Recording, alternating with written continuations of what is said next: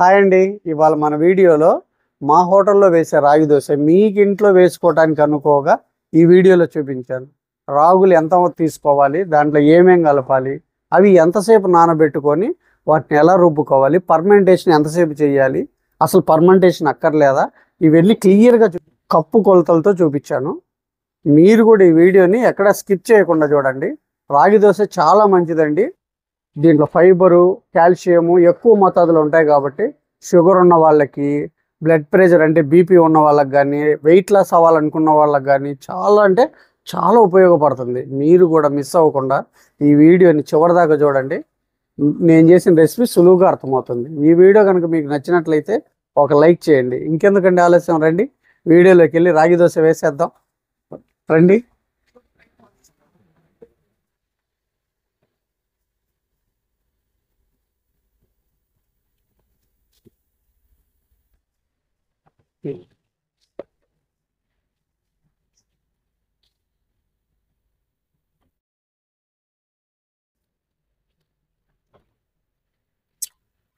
చాలా అంటే చాలా సులువుగా వేసుకోవచ్చండి.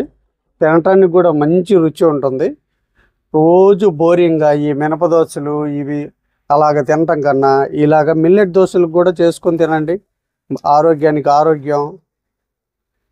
మన వీడియోలో జొన్న దోశ కూడా వేసి చూపించానండి మీకు. ఇవాళ రాగి దోశ వేసి చూపిస్తున్నాను. చూశారు కదా, చక్కగా ఇలా వేసుకొని తినండి.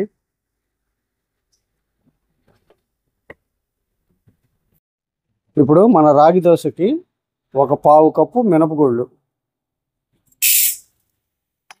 అలాగే ఒక పావు కప్పు రైసు. ఇప్పుడు ఇదే కప్పుతో 2 కప్పులు రాగులు కూడా వేసుకున్నాం.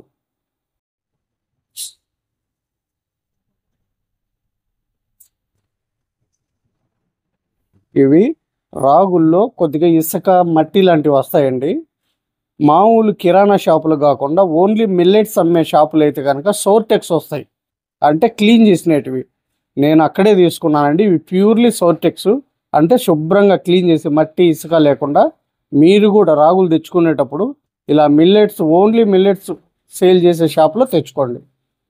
ఒకవేళ మీరు కిరాణా షాపుల్లో కొంటే వాటిని మన రవ్వ జల్లెడి అంటే ఇస్తారండి. దాంట్లో వేసి ఇలా జల్లిస్తే ఇసుక మట్టి ఏదన్నా ఉంటే కనుక మొత్తం కిందికి వచ్చేస్తుంది. అలా క్లీన్ చేసుకోవాలి. ఇప్పుడు వీటిని ఒక 3 సార్లు శుభ్రంగా కడిగి 6 గంటల పాటు నానబెట్టుకుందాం.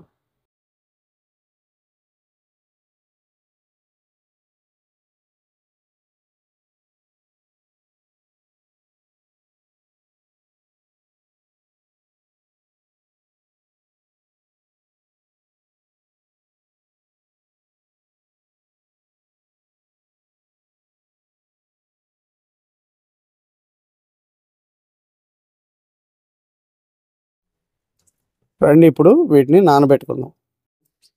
6 గంటలు అయిపోయిందండి. ఇప్పుడు గ్రైండింగ్ చేసుకుందాం.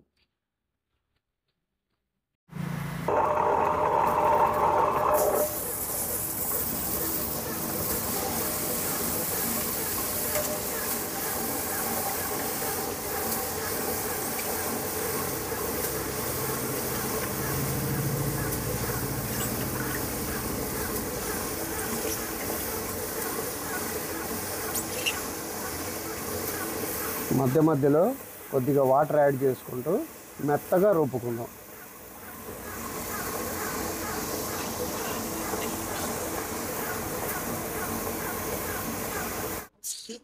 మన పిండి అయితే మెదిగిందండి మెత్తగా. ఇప్పుడు తోడేసుకుందాం.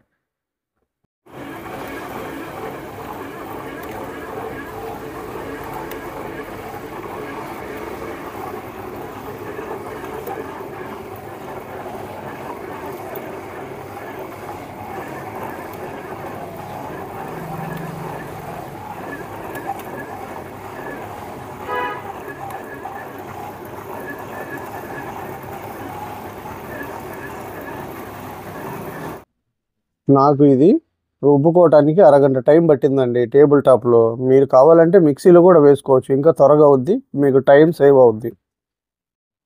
ఇలా రుబ్బుకున్నాం కదండి. ఇప్పుడు ఇందులో రుచికి సరిపడినంత సాల్ట్ వేసుకున్నాం.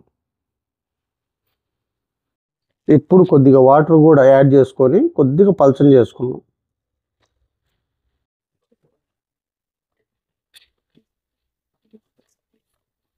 ఇప్పుడు ఇలా రుబ్బుకున్నాం కదా, దీన్ని ఒక 2 రోజులు 3 రోజులు కూడా వాడుకోవచ్చు అండి, ఫ్రిడ్జ్లో స్టోర్ చేసుకొని. కాకపోతే నా సజెషన్ ఏంటంటే ఎప్పటికప్పుడు ఫ్రెష్గా వేసుకొని తినడం ఆరోగ్యానికి మంచిది అని నేను అనుకుంటాను అనమాట. నేనైతే ఏ రోజు ఆ రోజే రుబ్బేసుకొని తినేస్తాను. ఒకవేళ వర్కింగ్ ఉమెన్స్ కానీ ఇలాగా టైం ఖాళీ లేని వాళ్ళైతే ఫ్రిడ్జ్లో స్టోర్ చేసుకోండి. ఈ కన్సిస్టెన్సీ సరిపోతుందండి, చూశారు కదా. దీన్ని పర్మెంటేషన్ అయితే చేయాల్సిన అవసరం లేదు, రుబ్బుకొని వెంటనే వేసేసుకోవచ్చు. రండి ఇప్పుడు దోశ వేసేసుకుందాం. పెనం వేడైందండి, ఇప్పుడు దోశ వేసుకుందాం.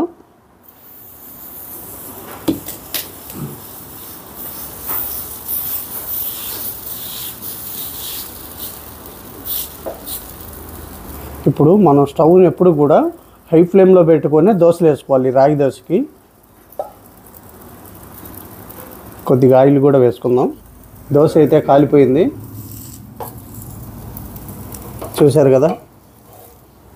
మన రాగి దోశ పర్ఫెక్ట్గా వచ్చిందండి.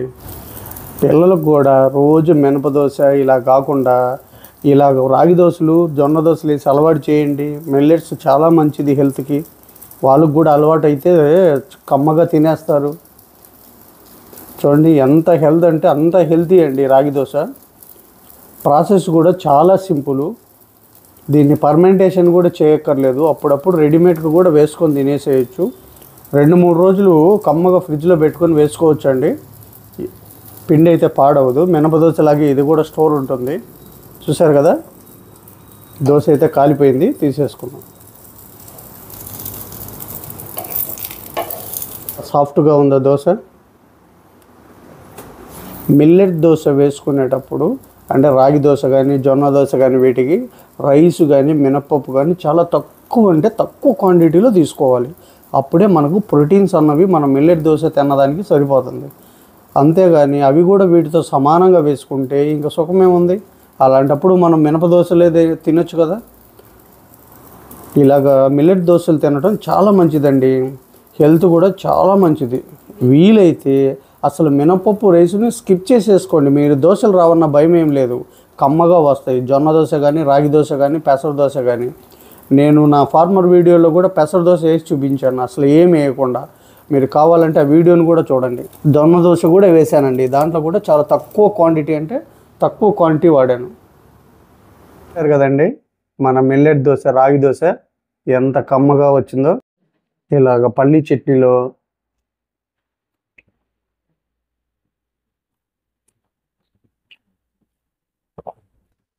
అసలు రోజు తినే మినప దోశ కన్నా 100% డిఫరెంట్గా టేస్టీగా కూడా ఉందండి. మీరు కూడా నేను చేసిన పద్ధతిలో ట్రై చేసి అది ఎలా వచ్చిందో కామెంట్ సెక్షన్లో చెప్పండి. ఈ వీడియో కనుక మీకు నచ్చినట్లయితే ఒక లైక్ చేయండి, షేర్ చేయండి, మన ఛానల్ని సబ్స్క్రైబ్ చేసుకోండి. రేపు ఒక మంచి వీడియోతో మళ్ళీ మీ ముందుకు వస్తాను. Thank you all.